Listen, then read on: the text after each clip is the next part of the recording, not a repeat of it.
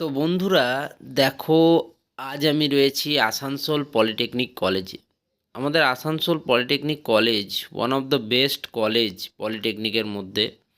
এবং এই কলেজ থেকেই কিন্তু আমি আমার যে পলিটেকনিক 3 ইয়ার্সের যে পলিটেকনিক কোর্স, সেই পলিটেকনিক কোর্স কিন্তু আমি এখান থেকেই করেছিলাম। তো দেখতে পাচ্ছ কলেজটা, এই কলেজে তোমাদের পলিটেকনিকের টোটাল কিন্তু 6টা ব্রাঞ্চ রয়েছে।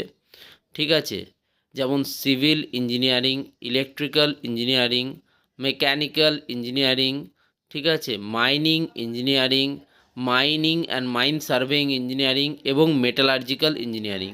তো এই সমস্ত টোটাল কিন্তু 6টা ট্রেড রয়েছে। এটা দেখতে পাচ্ছ, এটা হচ্ছে আমাদের পলিটেকনিকের কিন্তু গ্রাউন্ডটা। ঠিক আছে, আর এটা তোমরা দেখতে পাচ্ছ বাকি চারিদিকে কিন্তু এরকম রয়েছে। এটা হচ্ছে মেন আমাদের যে কলেজটি। ঠিক আছে, এদিকে আমাদের এন্ট্রান্স রয়েছে। ঠিক আছে, মেন এন্ট্রান্সের গেট, এদিক থেকে বিভিন্ন মানুষ আসা যাওয়া করতে থাকে। ঠিক আছে, আর এটা সর্বসাধারণের জন্য উন্মুক্ত। তো এই পলিটেকনিক কলেজে শুধুমাত্র যে তোমাদের খালি পলিটেকনিক হয় এমন নয়, আইটিআই কোর্সও কিন্তু করানো হয় 2 বছরের। একই সাথে কিন্তু তোমাদের যে ভোকেশনাল কোর্স, সেই ভোকেশনাল কোর্সও কিন্তু করানো হয়। পশ্চিম বর্ধমানের সেরা পলিটেকনিক কলেজগুলির মধ্যে একটি হচ্ছে কিন্তু এটি।